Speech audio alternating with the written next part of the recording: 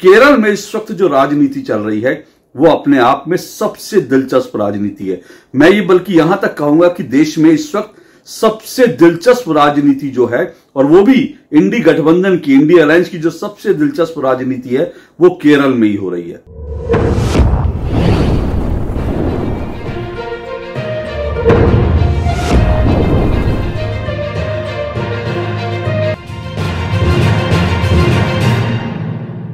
लोकसभा चुनाव में अब वास्तव में गर्मी आ गई है। जिस तरह से प्रधानमंत्री नरेंद्र मोदी कांग्रेस को उसके घोषणा पत्र पर एक एक बिंदु निकालकर घेर रहे हैं, उससे कांग्रेस सन्नाटे में है।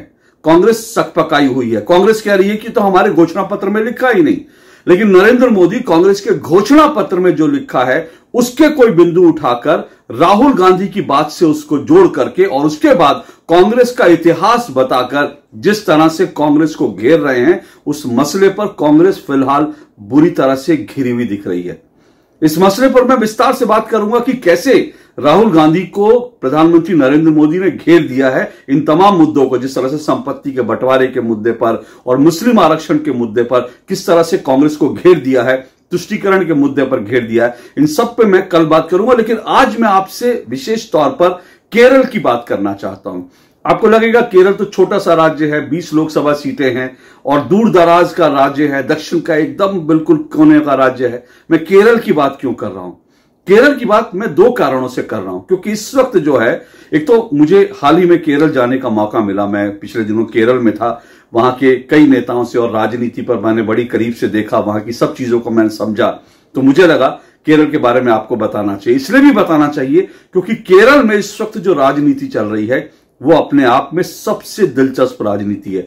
मैं ये बल्कि यहां तक कहूंगा कि देश में इस वक्त सबसे दिलचस्प राजनीति जो है, और वो भी इंडी गठबंधन की, इंडी अलायंस की जो सबसे दिलचस्प राजनीति है वो केरल में ही हो रही है। मैं ऐसा क्यों कह रहा हूं, उससे पहले मैं आपको प्रधानमंत्री नरेंद्र मोदी का एक बयान याद दिलाता हूं।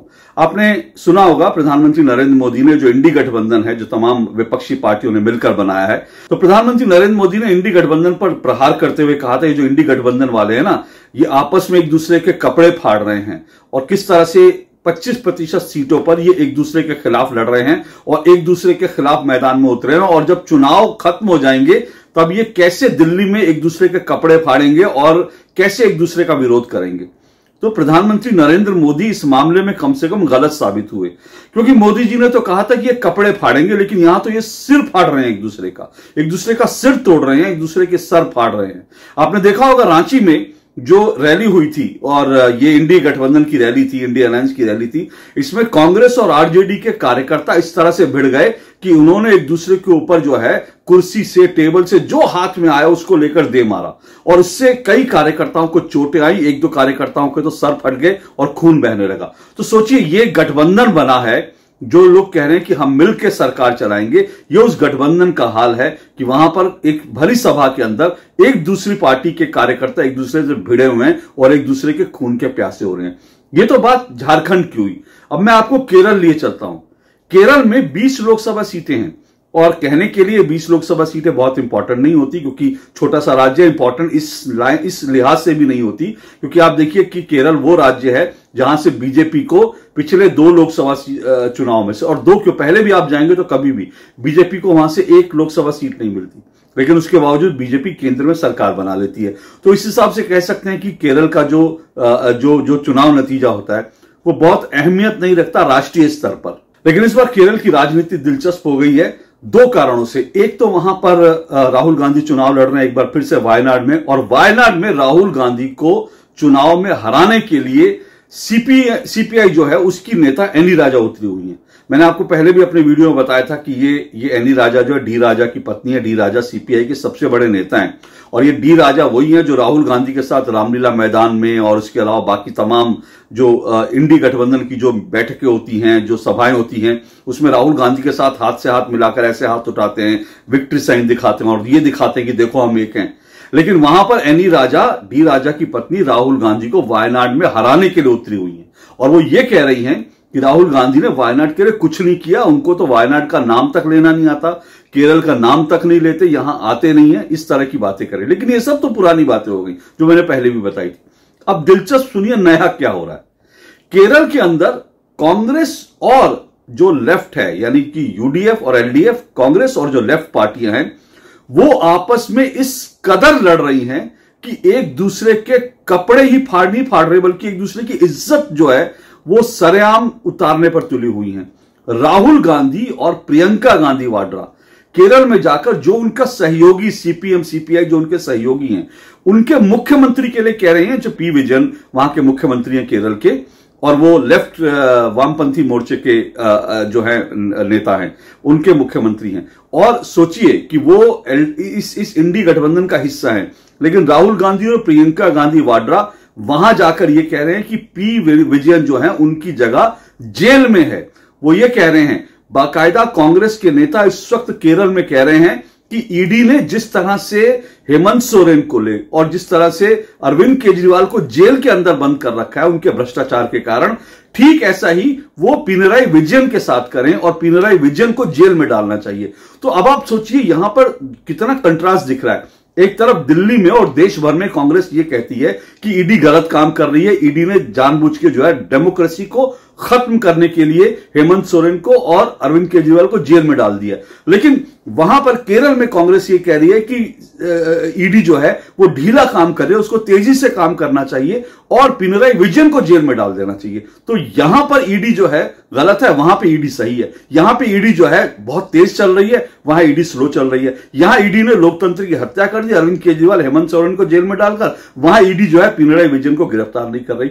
इस हद तक की राजनीति हो रही है। पिनराई विजयन जो राहुल गांधी के साथ दिल्ली में खड़े रहते हैं, वो कह रहे हैं कि राहुल गांधी ये जो नेशनल हेराल्ड घोटाला है इसमें जेल में क्यों नहीं है अब तक, उनकी जगह तो जेल में है। इतना ही नहीं, बल्कि पिनराई विजयन और कम्युनिस्ट पार्टी वहां पर यह भी कह रही है कि ये रॉबर्ट वाड्रा ने जो है वो बहुत बड़ा घोटाला किया था। रॉबर्ट वाड्रा को जो है उसके खिलाफ ईडी जांच कर रही थी, लेकिन रॉबर्ट वाड्रा ईडी को 150 करोड़ रुपया देकर के रॉबर्ट वाड्रा बच गए। तो अब वहां पर जो है राहुल गांधी के ऊपर, रॉबर्ट वाड्रा के ऊपर लगातार कम्युनिस्ट पार्टी हमले कर रही है और राहुल गांधी प्रियंका वाड्रा जो है वो कम्युनिस्ट पार्टी पर हमले कर रहे हैं। और दोनों के बीच ये जो गुत्थम गुत्था हो रही है, ये कपड़े फाड़ने की हद नहीं, बल्कि सड़क पर बीच चौराहे में एक दूसरे की इज्जत उछाली जा रही है, इतना तक हो रहा है। कांग्रेस कह रही है कि सीपीएम और सीपीआई भ्रष्ट है, इनकी सरकार भ्रष्ट है, पिनराई विजयन जो है भ्रष्ट है, इनकी बेटी ने बहुत बड़ा घोटाला किया, 500 करोड़ का घोटाला किया, पिनराई विजयन की जगह जेल में होनी चाहिए और ईडी को वहां जल्दी से काम करना चाहिए। और जो है दूसरी तरफ पिनराई विजयन कह रहे हैं कि राहुल गांधी भ्रष्ट है, राहुल गांधी को जेल में होना चाहिए, नेशनल हेराल्ड में उन्होंने घोटाला किया। और यही दोनों पार्टियां जब दिल्ली में आती हैं तो कहती हैं कि राहुल गांधी बहुत पाक साफ हैं, और वो कहते हैं पिनराई विजयन बड़े सही हैं, कम्युनिस्ट पार्टियां बहुत अच्छी। और ये दोनों मिलकर कहते हैं कि भैया ये जो नरेंद्र मोदी हैं, इनसे देश को जो है छुटकारा चाहिए, ये देश के लिए बड़े खतरनाक है। अब ऐसी राजनीति को आप क्या कहेंगे? दिल्ली में जो है आप दोस्ती करेंगे और केरल में जाकर कुश्ती करेंगे, ये कब तक चलेगा? दिल्ली में आप एक संघ है और केरल में जाकर आप जंग लड़ते हैं, दिल्ली में संघ, केरल में जंग। तो ये जो आप लोगों को बेवकूफ बनाते हैं, मतलब मुझे लगता है कि जनता को ये समझना चाहिए, जानना चाहिए। अगर आप एक हैं तो एक साथ रहिए ना, एक साथ लड़िए, केरल में भी लड़िए और दिल्ली में भी लड़िए। अगर आपका एक मकसद है, अगर आप ये चाहते हैं कि नरेंद्र मोदी को सत्ता से हटाना है, अगर आपको लगता है नरेंद्र मोदी वास्तव में तानाशाह है, नरेंद्र मोदी को जो है वो हटाना चाहिए, तो फिर आप सवाल है कि एक साथ क्यों नहीं आ रहे? अगर आपको वास्तव में लगता है कि ईडी गलत कर रही है, तो केरल में आप ईडी से ये डिमांड क्यों कर रहे हैं कि पिनराई विजयन को जेल में डाल दे? तो ये जो पूरी इनका जो नकाब है ना, केरल में इनका नकाब, जो गठबंधन का नकाब पूरी तरह से उतर गया है। आप इस तरह से जनता को बेवकूफ नहीं बना सकते। या तो आप संग रहिए या लड़िए। लोकतंत्र में, डेमोक्रेसी में, चुनाव में इस तरह से नहीं होता कि आप दिल्ली में संग है लेकिन वहां पे लड़ेंगे। इस तरह से अगर आप करेंगे तो आप लोगों को बेवकूफ बना रहे हैं, इससे ज्यादा कुछ नहीं। मुझे लगता है ये बात जनता को जाननी चाहिए, समझनी चाहिए और साथ साथ नेताओं से सवाल भी करना चाहिए कि आखिर आपने ये जो इंडिया नाम का जो गठबंधन बनाया, ये इंडिया में जो है आखिर ये हो क्या रहा है? और अगर ऐसा ही हो रहा है तो फिर आप चुनाव से पहले अगर आपकी ये हालत है तो चुनाव के बाद माशाअल्लाह क्या होगा, इसकी आप कल्पना ही कर सकते हैं। आज के लिए इतना ही। नमस्कार।